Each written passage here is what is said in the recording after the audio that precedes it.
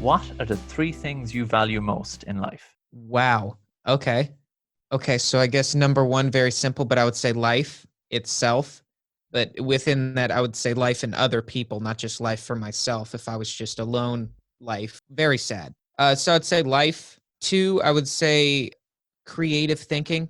I think that at this time I can like claim true passion for.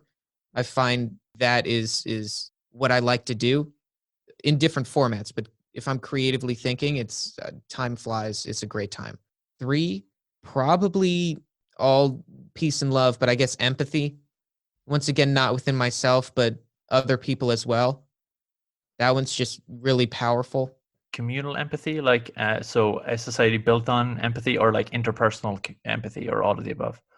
All of the above. Empathy with anything on the level of like I am actually connecting with a separate thing on a non-physical level. Tell me a memory which shaped you. There's, I guess, a lot, right? Haven't been here that long, but many.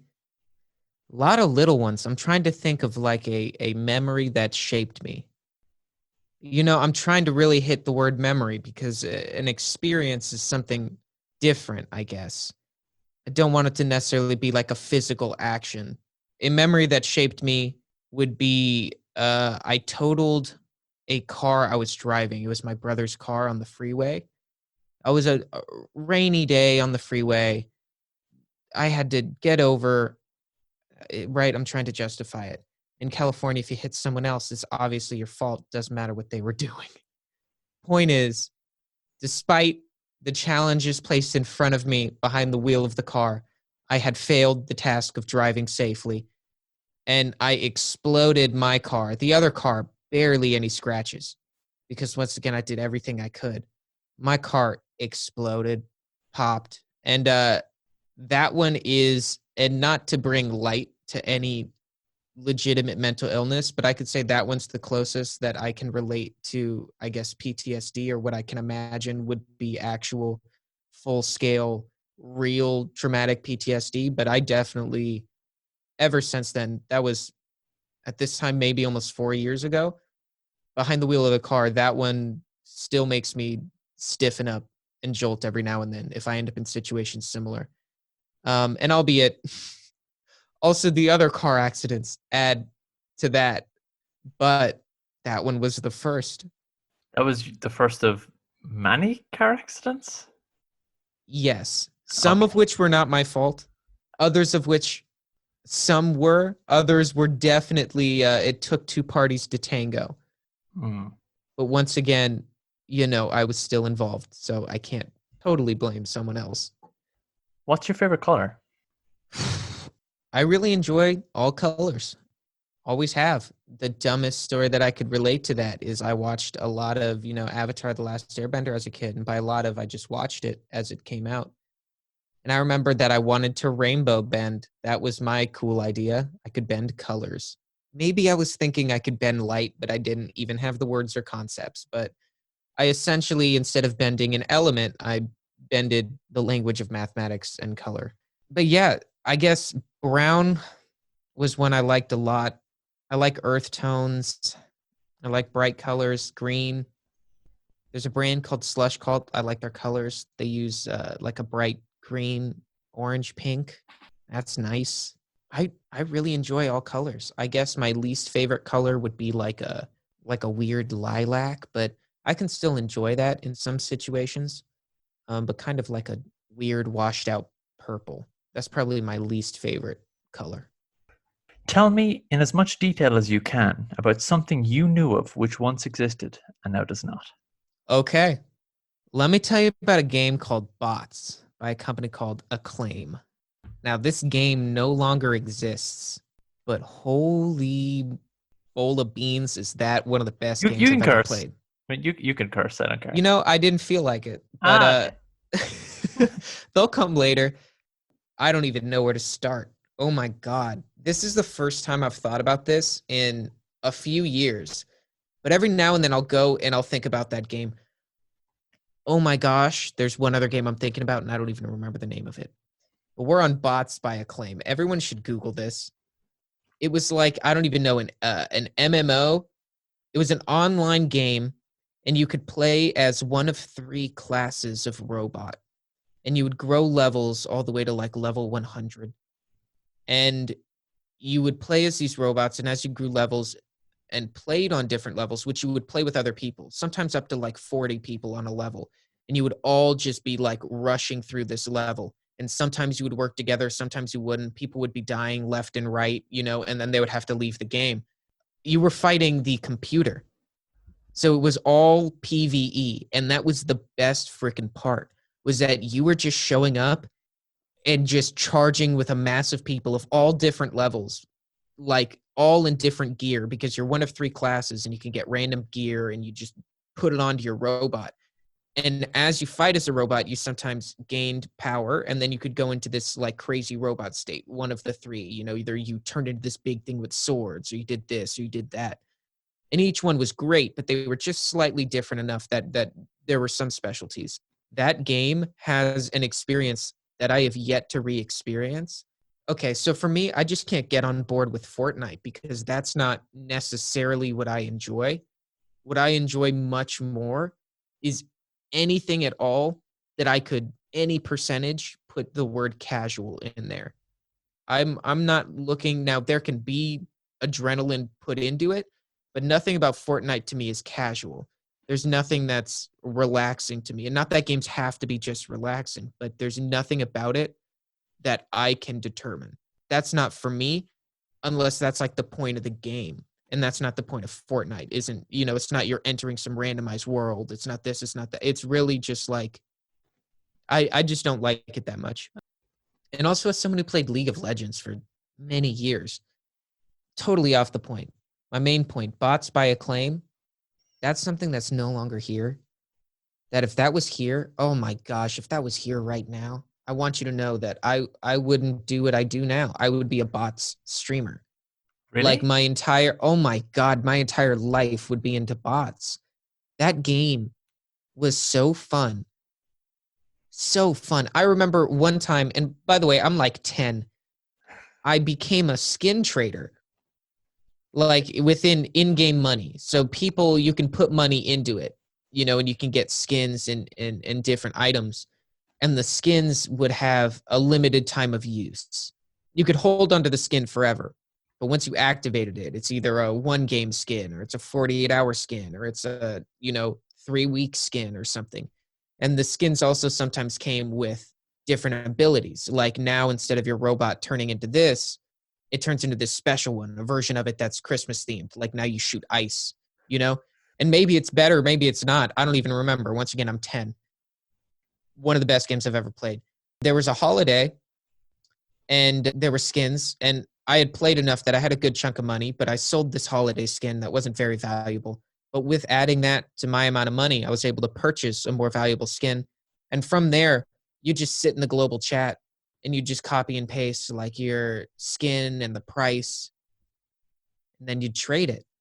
And then you'd purchase another, and then you'd trade it, and then you'd purchase another, and then you'd trade it, and then you'd have 2 skins on the market at once, and then you trade those, and then you have 3 skins on the market at once, and then you trade those. And I remember that's about the time that I stopped playing. I don't remember why I stopped playing, but I am so sad that I didn't squeeze every goddamn second I could out of that game. Because holy shit, I'm in love with bots by Acclaim. That's no longer around. In love. I'm pretty sure I sent them a check in the mail. I'm Really? sure that I sent them, probably 10-year-old me. It was either a check that my parents helped me write because I wouldn't stop begging them, and I gave them like $20 of my own birthday money for them to write a check for me. Or maybe I just mailed the cash. But I know that was the first time that I ever purchased coins or something like that in the game. It was such a great time. Listen, all about time travel. And one of the rules for me in time travel is, you don't go back in time, just because clearly you shouldn't go back in time. Now, if there's other rules to time travel, I guess you could. That's just, I don't risk that. But if I could time travel, I just might risk it to play bots by Acclaim. And that's saying a lot. Other random people. What, if anything, is perfect? Such obviously a broad general stroke answer, but really the only thing that I could respond to that would be life. And that's, I think, what is so damaging about our existence in the current state is that we hurt something that we're not only a part of, but can, should, and we're meant to make better just by us existing, not even on some religious level, which I'm totally down on that religious level. If you preach anything that's about that, I am there. But the idea that we're a part of an ecosystem on some level, no matter how we evolve, we were and are a part of it. So therefore, we're a part of a system that needs every piece of it. And therefore, each one is there for a reason, not only the reason its own self survival, its own ability, and its own lineage of intense courage and triumph. I don't care if it's a chipmunk or me, there's intense courage in existing. So that's why it's so upsetting how we damage what I would view to be the closest thing to perfection. And the only thing larger that I could point to perfection would be the universe itself. But I think life is really perfect. The universe is perfect because it's how it is. So it has to be. It would be weird to view it as imperfect. Unless we had an example of one that was more perfect, then I guess I could agree with that. But as far as life, because we're given the circumstance, and when I say life, I mean all other life, honestly, outside of myself, even human life. The ability to survive at all is amazing. It's perfect. I couldn't imagine a more perfect thing than the thing that I'm looking at that does what it does. And it's so sad to think that there were other perfect things that for a multitude of reasons are no longer here. Because in my opinion, there would be nothing better than to have as many perfect things as we could, as much life, biodiversity, healthy, coexisting in all forms. That would be amazing. The only form of life I would say are like fuck parasites, right? Let's get the fuck out of here with parasites. We can just fuck off with those. We don't need those. Mosquitoes. Yeah. Right? Mosquitoes. No, for real. Like I'm taking mosquitoes. I can't take them off the list of perfect because they're fucking great at what they do. I mean, could you design something better at being a fucking mosquito than a mosquito? You literally, without mosquitoes, could you even imagine something more perfect at being annoying and evil and destructive? I would have to know what a mosquito is, wipe all mosquitoes out, and then build a robot mosquito. That's the only way we'd get mosquitoes again. Like if there were never mosquitoes to look at, I'd be like, oh, little hummingbirds. Let's build little hummingbird robots. What about a dragonfly robot? It's like, no, bro, both. Put them both together, make it lightweight, fucking floats on water, give it malaria, make it reproduce everywhere. That's how you make the most perfect fucking piece of shit. So fuck mosquitoes, fuck parasites. And these I still allow to say are perfect. Fuck those. Tapeworms, fuck those. Out of here with tapeworms. Viruses, fuck viruses. But I don't know if those are technically life. I don't know how they're designated. And I don't know how they function. Fuck those. Very few things to fuck. Everything else is pretty perfect. But viruses are not perfect. You say all life is perfect, but it's interesting to say that life is perfect because it would imply that within that perfection, there is an element of suffering. Yes, I think within all life, there is suffering on the most basic level. I think for us, our reality is that we are in our own suffering. We're in a suffering of our own creation. It's not a creation of life. We're not being attacked by dinosaurs. We're not being attacked by aliens. Our issue is ourselves as humans. So within that, yes, I guess humans are alive, but on the broader spectrum, the amount of life that is harmful to us compared to what we're doing to other life, like we are obviously the problem. It's our behavior and systems. To touch on that, in school, at least when I was taught in school, we were taught that there was a bartering system, that bartering was how things were done. At least here, the Native Americans, they bartered. Oh, you want this? Here's that. Here's this. Here's that. Oh, I've got apples and I need a haircut. Well, I'm the hair cutter and I need shoes. Well, I'm the shoe guy. I'm the, what's it called? The fucking cobbler. Hey guys, I'm the peach cobbler and I need a haircut. Or fuck, I'd give out shoes if only I had apples. Wow, we should all trade. That's what we're taught existed. And there is no, I believe how you pronounce the word is anthropological, study of humans, anthropology. There is no evidence ever of there being any society ever in human history ever recorded or they themselves recorded of themselves. Not once has there been a system of bartering. This is an actual fact.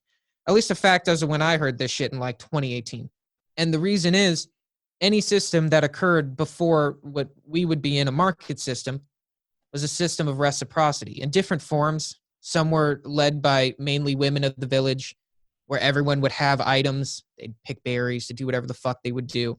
They'd put it into a central place where then all the women of the village would come together, all the leaders. Then they would distribute everything as they saw fit. There were other versions where it was more not individualistic, but more family based, where, and this is the little bit that I know, I'm sure there's a lot more, but essentially everyone would look out for themselves plus others. So the idea is like, okay, fucking Joseph is the best at building roofs out here. So he builds most of the roofs. You know, his wife is great at cooking cakes. We're all hanging out, and this is why it's different than bartering. We're all hanging out. I know that Susie's roof is leaky. I know that. I saw it. So as we're all hanging out, we're all bathing, we're all lounging, we're all picking whatever the shit, I go tell Joseph's wife, hey, Susie's roof is leaking. Now, she goes to Joseph and says, hey, I hear that her roof is leaky. You should probably go fix it. So he goes over there and he fixes it because her roof is leaky. Damn, that sucks. I heard her roof is leaky. Hey, I heard your roof is leaky. Let me help you out. That's it. That's the whole beginning and end of the interaction in all ways. I love how you look. Wow, great necklace. Wear it for a while. You wear this. I make them.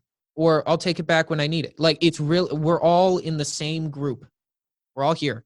The only time that develops into a market system is when you are conquered. That's the only time there's ever any evidence of any system going from reciprocity or any stage to a market system. Market systems don't just show up.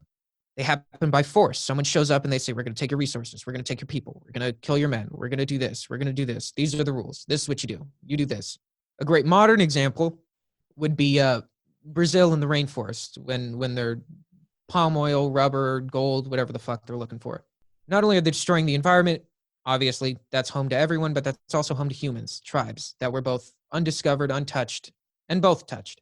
That sounds weird. But essentially, these tribes still in the modern day, you know, the 20th century, still work off of systems of reciprocity. They hunt for themselves. They do this. They work with each other. They do this. Well, when they showed up and they destroyed all their homes, and not only did that, they decided to kill all the old men in the tribe, make all the young men work, make all the women work, essentially destroy their culture and their way of life so that they could not sustain themselves. Instead, the only way that they could sustain themselves is if they worked for the companies that went in illegally, but also backed by the government, destroyed their home, and now are turning it into farms or mines or whatever the fuck they're doing. So if you want to live, we already killed your old folks, your leaders. If you want to live, I mean, you can't live any other way. All the deer are gone. Everything's gone. Your home's gone. You're going to have to work for us. So we'll pay you a little wage, some bullshit wage. You'll work for us, and you'll take that money and you'll find a way to go to the nearest market, which we're in bumfuck nowhere. So find your ass a way to go 2 hours towards a town so that you can then buy everything that your village needs. Even though all your old men are gone, you're just a bunch of old women, normal women, some young men. You got none of your, I guess, cultural leaders or teachings. You can't provide for yourself. So what are you going to do? You're going to take this shitty job, or they're going to kill you, or you'll starve. You'll find a way to put together all your money, find a way to get into town. My point is that the only time that they went from surviving was when another group came in and took their system and enforced one that didn't treat them fairly. Not that a market system is the problem, albeit a market system is the problem right now. I'm not an economist. I'm not a student. I'm sure there's a market solution. Maybe we'd need a different shaped market, very different looking market for me to believe that. But I'm in America. Not much I can do other than talk within those grounds, or else, you know, I'm not necessarily talking about something that I know and experience. Who is your favorite character from fiction of any kind? I guess specifically Mega Man from Mega Man X for the Super Nintendo. Specifically in that game. Why? Oh, I just think it's cool. I think he's cool. I would play that game so much as a kid. I thought Mega Man in that game was cool. When I saw Mega Man in other games, I was like, this is a bad game. This is not fun. This is a mockery of what I experienced. Mega Man X, great game. What fascinates you? I guess learning, being intrigued of all things. Like if you can catch my intrigue, I'm there. I love the idea of things. Love it even better if what you make is even better than the idea of what you're doing. There's some things where it's like, oh, I get your idea, and that's why I love this. There's other things where it's like, wow, you did it. You totally and completely blew my mind in what you created. Can you give me an example? God. Shit, sometimes there's just good music, good movies, good art, good anything, a good speech, a good interaction. I mean, watching shit happen. If it's just cool. God, that's so general. But really, like yeah, there's just some songs. I guess music is a great example. I'll go with music. There's just some songs that are just out of this world. So like, great. I'll go great general examples everyone can relate to, hopefully. Like, okay, like a great Led Zeppelin song. Whether or not you like Led Zeppelin or not, you hear a good Led Zeppelin song, you're if you're listening, there's no way that you cannot come back and experience and just be like, wow, that was great. That was a pinnacle of its time. Amazing, just great job. Even classic, there's some classical music that is just unbelievable. I mean, all genres of music have unbelievable songs, except, I mean, really, there's no exception, because I'm sure you could find a country song and a bluegrass song that would blow my mind. But most of that, take bluegrass out of that, most of modern day country to me is just actually defective. Um, yeah, on my ear, I'm untrained. Obviously, I'm untrained. But if there's one thing that I know, it's what I like and what I don't like. And if I don't like something, I love to figure out why. That's a great thing to your question. Okay, not just being intrigued. I love to find out why. Ask why. My favorite question. Let's find out why. Why did you do Curiosity this? project. Yeah, Yeah, yeah. but really, like, why did you choose to make that? Why is this your message? Why did you feel that way? Why? Why is just such a good question. And I love trying to figure out why. I want to find out in the end. But for me, trying to figure out why, ooh, I love that. I love watching random episodes of shows I've never seen. Random episodes. Like Empire, I think I've only seen 3 episodes. Like, and I'm talking about the Fox show, first season, like episode 1, episode 10, and episode like 12, the finale. Great experience. I don't want to see another minute. That's all I need. That is so good. Like, that is so good. If something's good, something's good. And that's good. I would sit it at good. Because I was able to watch 3 episodes, get the whole show, get the whole experience. It is so over the top. It is so ridiculous. It is a mess. God, it was a. And just to spoil it, in the first season, one of the episodes, I don't know these people. I think it might be the season finale, but the leader, if you don't know, this guy's a big rapper. Him and his wife, they started a big record label thing. He now has ALS. He's got 3 sons, one of which are gay. That's the guy who like faked the hate crime. The one who I think his name's Jesse or something. I don't know. But essentially, in this episode, he's gonna just let it. He's gonna give one of the 3 of them the company because he's dying. He thinks he's dying from his ALS. It's a well-known thing. He has ALS. Big company, hundreds of millions of dollars. So he goes around the table and he's like, okay, like, as my final gift, like, for you, he gives his first son, he's like, this staff. And I swear to God, it's like a 2.5 foot long, solid gold with like a ram's head on the top and like jewels or something. It looks like an Egyptian artifact for like King Tut. And he hands it to him and he's like, for you, like, this rod of strength to remind you that you're strong. And he like takes it with such emotion. And it's like this ridiculous, just like, what is happening? Are you about to, like, I don't even know, enter a sarcophagus? And I want to say the next son gets like a fucking like a huge diamond or something. Like, it is so ridiculous. A necklace, something that is just unbelievable. Like, just like, what? I could not.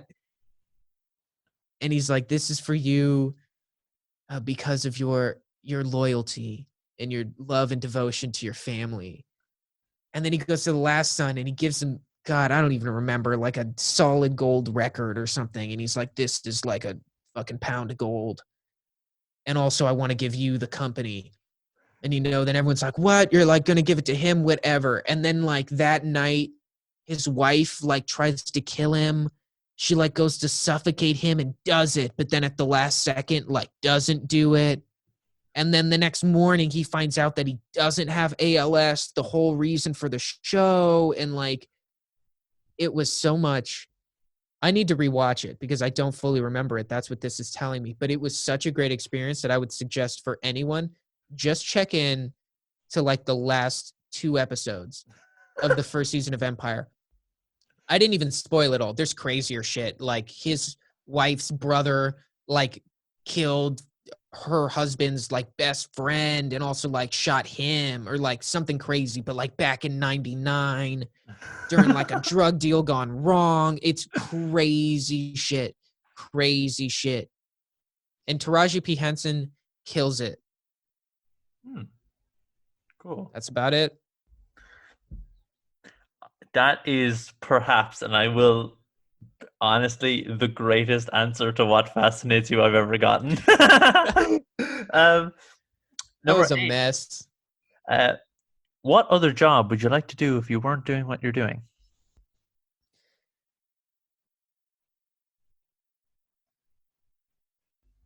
Yeah, I don't know what being a lawyer is like, but I'd like to think it would be fun to like be in a trial. Even though it probably wouldn't. But yeah, be a lawyer. I could help people or like do whatever I wanted and like understand the laws. I just feel like I could be much more active in how I would like to be. But I think that's more me like putting limiters on myself and being like, God, if only. When it's like, no, you just could. You could. Just do it, right? And not even become a lawyer, but like do whatever I want to do and like then Google it. Like it's not hard. I'm sure there's an online class. I'm sure I could effectively take a Harvard class, if not an actual Harvard class online. But I'm not. So, A lawyer. I guess lawyer. Uh, what is your most prized physical possession?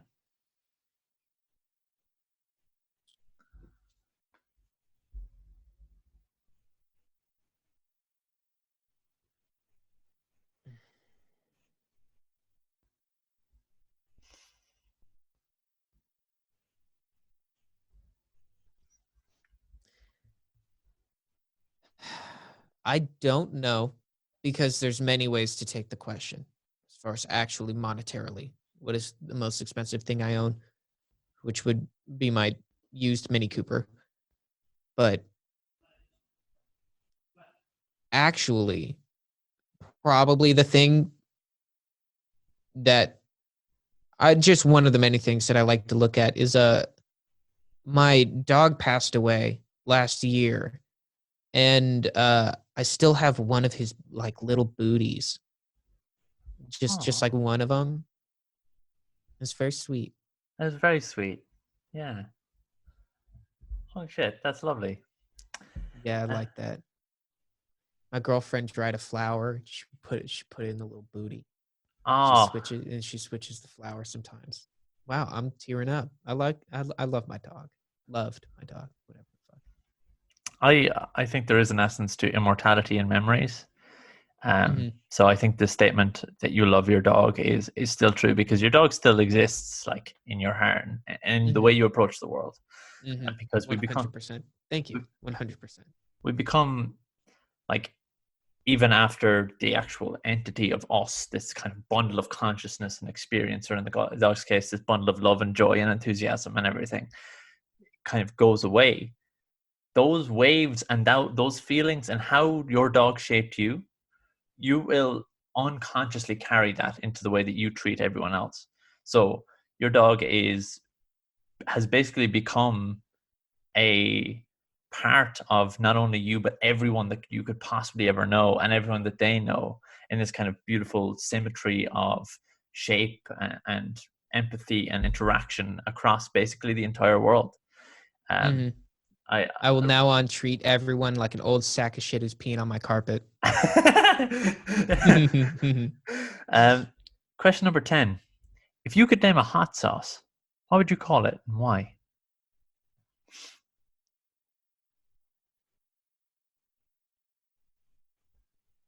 Okay. Yeah, simple. I don't use too much hot sauce, but I do like some Cholula on some eggs if I'm at IHOP. That's how I do. Um, yeah, I guess I'd call it not hot sauce. Make it pretty hot, but still tasty. And essentially, the goal would be to just get people to try it because it tastes good, hopefully. And then it would become their sauce. They don't normally like hot sauce, but this is obviously hot sauce, but it's very flavorful. It's I'd not say hot kind of sauce. like Cholula. Yeah, it's not hot sauce. And yeah. So it's at this point, if you want to go get a glass of water or go to the bathroom or Oh anything, no, I got a water right next to me. cool. Um, let's just keep going then. Question number 11. What inspires you?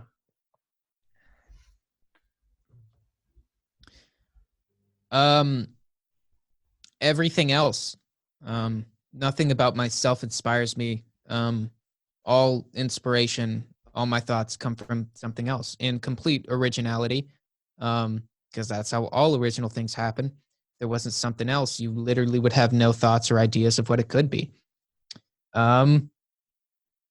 Yeah, everything else inspires me. Anything someone says, or I experience, or I hear, or I watch, or this or that, it's amazing. Wow, that was amazing. It made me think about this. It's a new thought. If you work on it, hopefully it's an original thought. Might not be. A lot of things have been done, but you can find new angles. The end. That's a holistic answer. I like it. Uh, question number 12. Did you ever have an epiphany? If so, what was it about?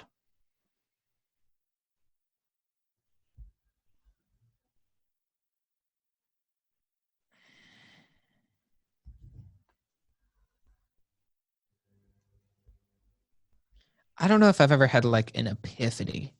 Like, oh my God, I've been going up these stairs and I've needed to go down them on like some massive life level or like some weird midlife crisis. Like, definitely slow learning, but that's also because of I think how young I am that it's like, how would I have known these things before? Um, unless they were literally told to me. They just weren't. Or maybe I just didn't listen at the time. Or I just didn't have access for whatever reason. But but yeah, just how all things are connected and how you can kind of obviously you can think for yourself, but you can actually like think for yourself. Like you really actually should think for yourself and question everything you've been taught along with everything that is coming into you because that's the only safe stance to be in is one that allows change. Um yeah. If you could say your creativity had a theme, what would that theme be?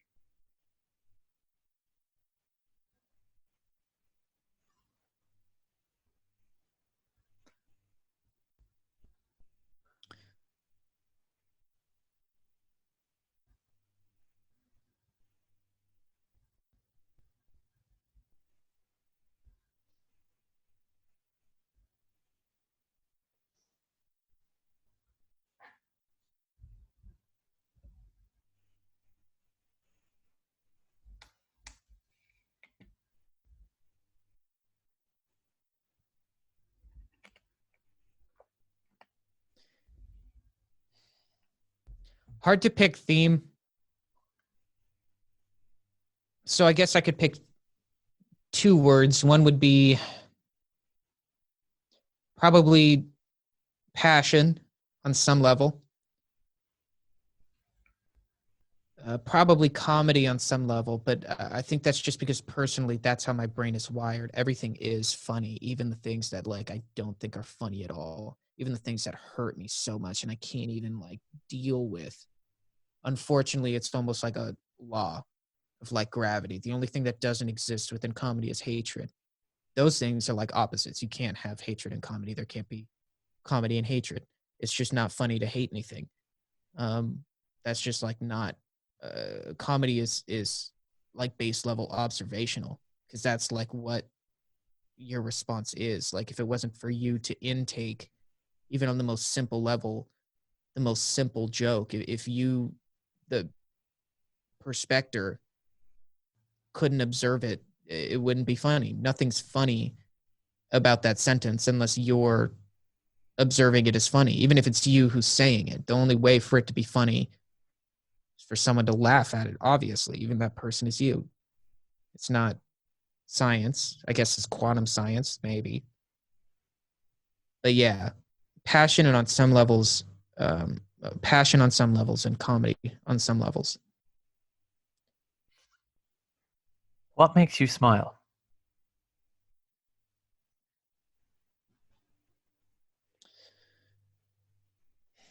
Funny things, sweet things, cute things, nice things. The sun in my eyes sometimes.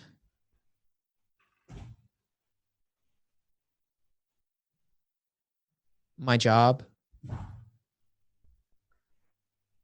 In both ways. I enjoy it, but also that's a part of it. Even though my teeth are horrible. Yeah. Tell me about something. I'll try that again. Tell me about something you learned recently that amused you. Something I learned recently that amused me.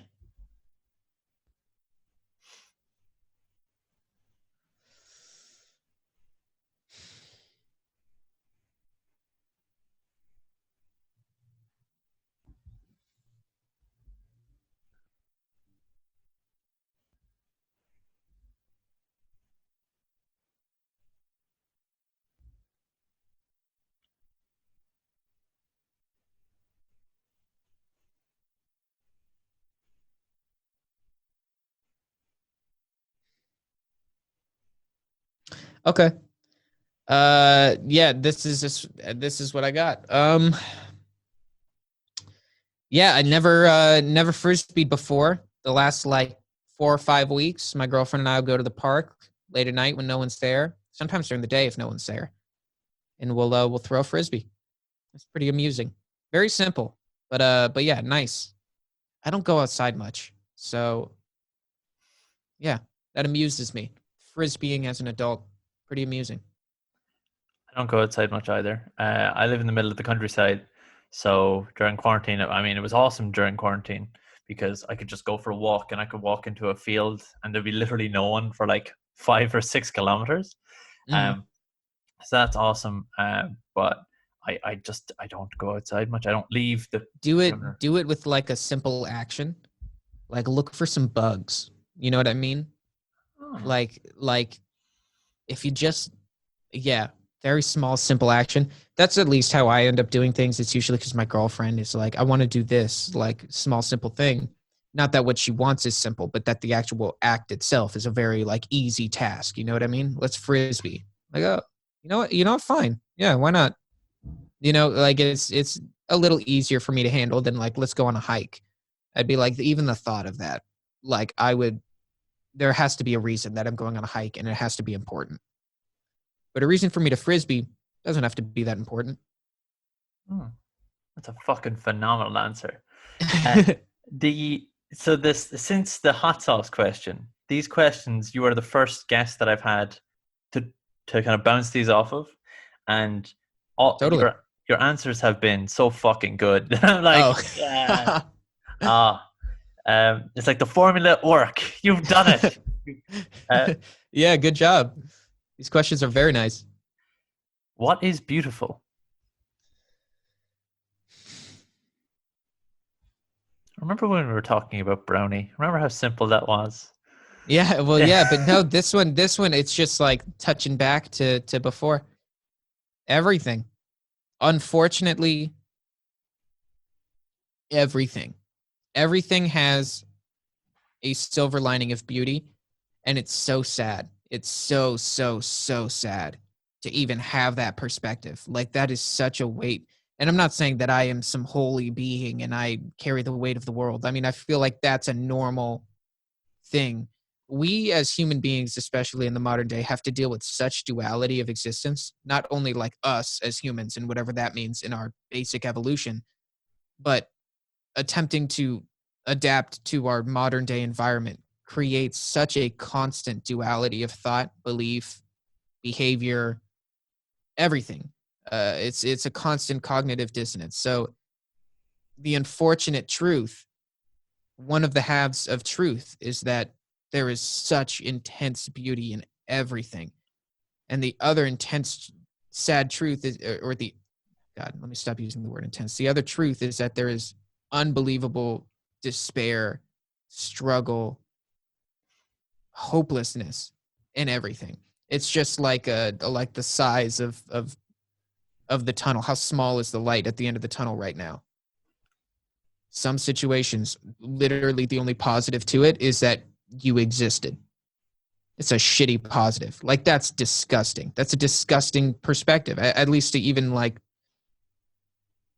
that by itself is hard for me to stomach because of the reality of the other half. And like that world, both sides are like, God, let me rant forever. Both sides are a reaction to my environment. One, like the human made place that I'm in for all its positives and negatives on myself and others. And then the actual universe and my existence as a organism, the positives and negatives attributed with that. And the way that they interact, very hard. I don't know when it was great. I don't. Way before. Way before. You think there was a That's time? when it was great. Yeah, there was a time when it was better. When I say great, I don't mean that I would want to go back there. I mean that I would, as a member of that society, born into it, feel better.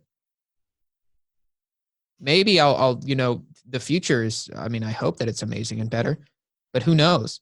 I mean, even ignorance is probably better than, being in 2045 and that we've done nothing for the last, 25 years. In 2050, my home is underwater and I'm a climate refugee and I don't have somewhere to go, let alone the people who are experiencing that now. So, like, I hope the future is better. But I definitely believe that there were times in the past that were better than now. Question 17. Would you describe yourself as cute and cuddly? So, sometimes I don't find myself that way. Cuddly, yeah, cuddling's nice. But my girlfriend finds me cute and cuddly. So, I'd like to believe her, despite what I think. Question 18. Where do you feel safest?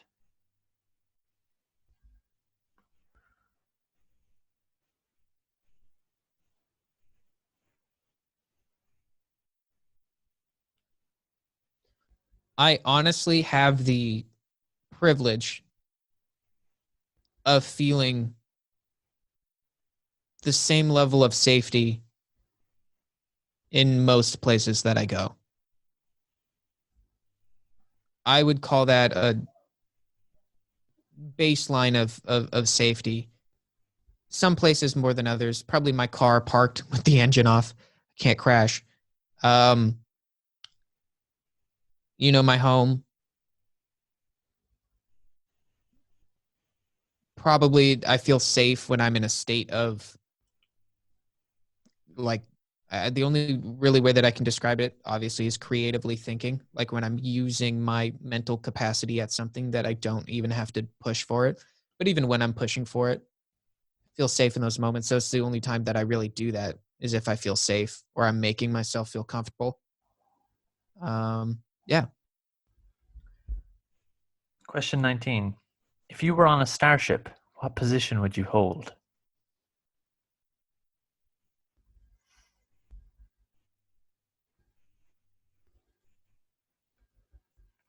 I have no idea. Currently, I have no qualifications, so I'd have to be trained in a position.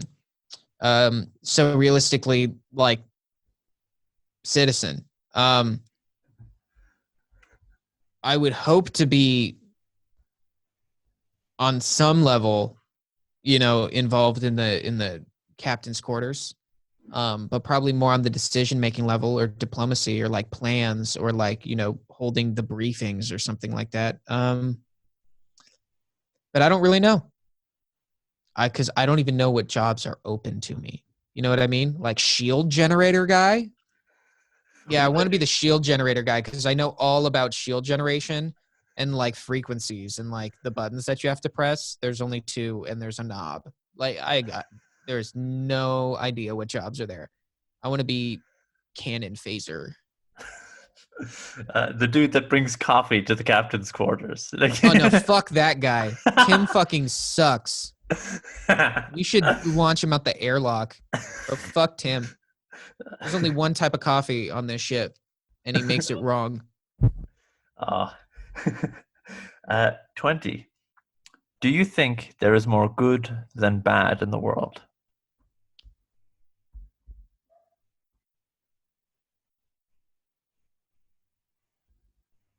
Yes,